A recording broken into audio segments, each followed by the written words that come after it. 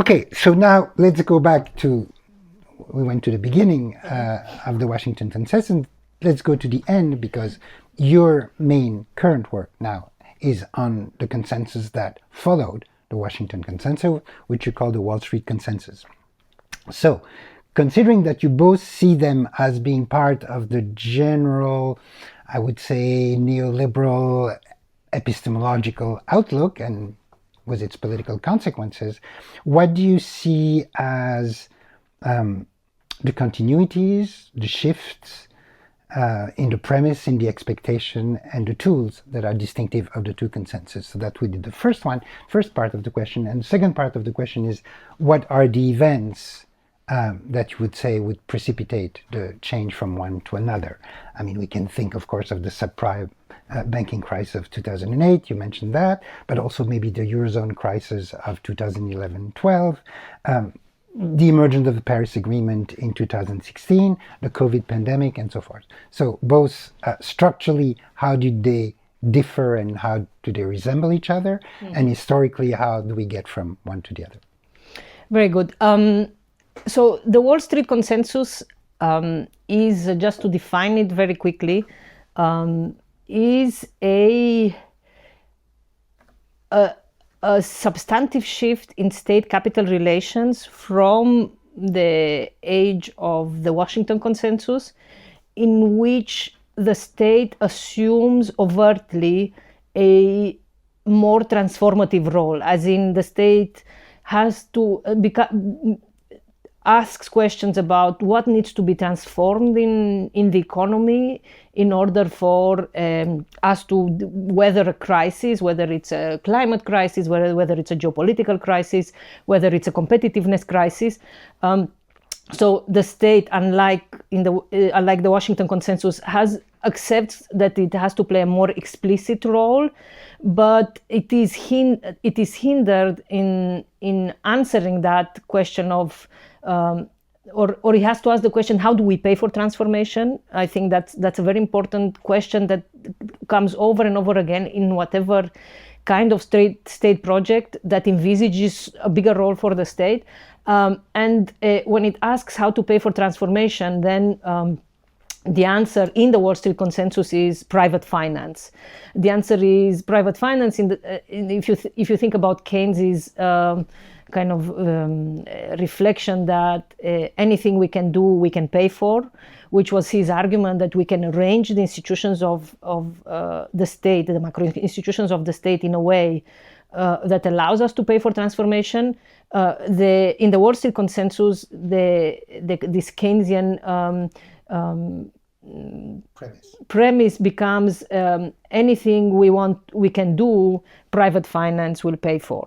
Mm-hmm. And you could see it in many different ways, in many different contexts.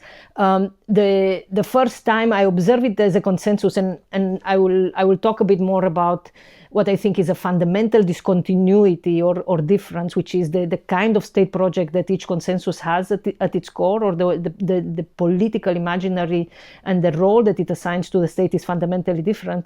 But the first time I noticed it as a consensus is in 2015, not with climate, but with the Sustainable Development Goals in international development, where for the first time the World Bank says very clearly, and not just the World Bank, but the United Nations Conference on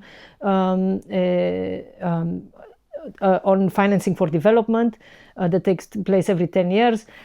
In 2015, the private finance becomes a critical ally or partner in delivering the Sustainable Development Goals, in delivering financing for development. So that's the first time that this consensus is articulated publicly, where there is the rhetoric of a partnership becomes very important. So now we are making, the Wall Street Consensus makes it explicit that in order to achieve any kind of significant transformation, you need the state to partner with private capital, because the state has transformative ambitions, but it doesn't have the money because of fiscal restrictions. Private capital has the money, and here the trillions of shadow banks or asset managers, those trillions become a very important kind of part of the narrative of transformation. Those trillions by themselves will not go into the places where the state would like them to go.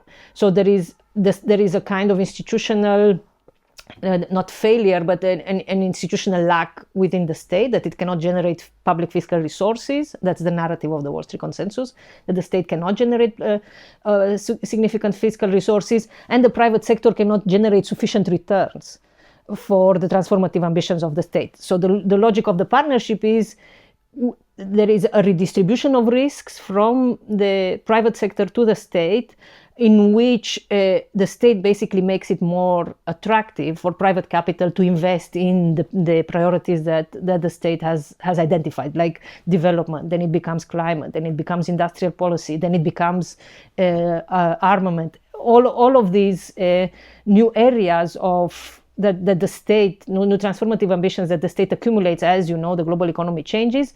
The Wall Street consensus says private finance can deliver if there are partnerships, investability partnerships or bankability partnerships with the state.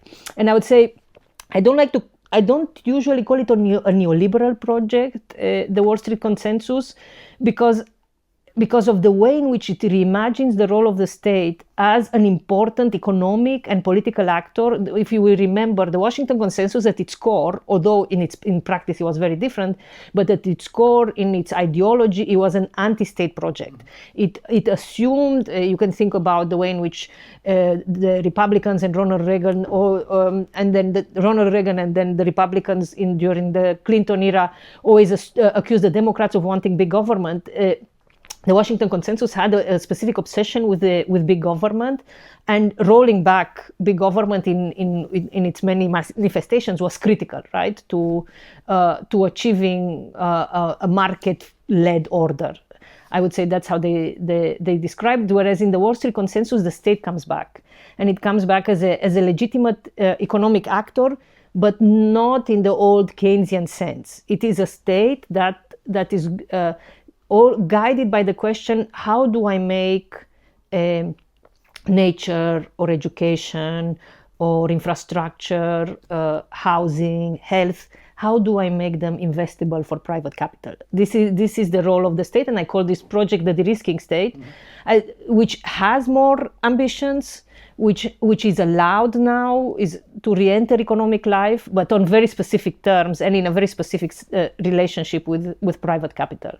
So it's not neoliberal in that sense, but where it preserves the fundamental pillars of neoliberalism, and that's where I think again critical macrofinance is useful, because it forces us to look at the neoliberal pillars put in place by macroeconomic pillars put in place by neoliberalism, which is an independent central bank targeting inflation and a treasury conducting fiscal policy, always either under the discipline of the central bank or under the discipline of the bond vigilantes, of the investors who buy and sell government bonds with a view of the long-term fiscal health of the spending plans or the taxation plans of the government.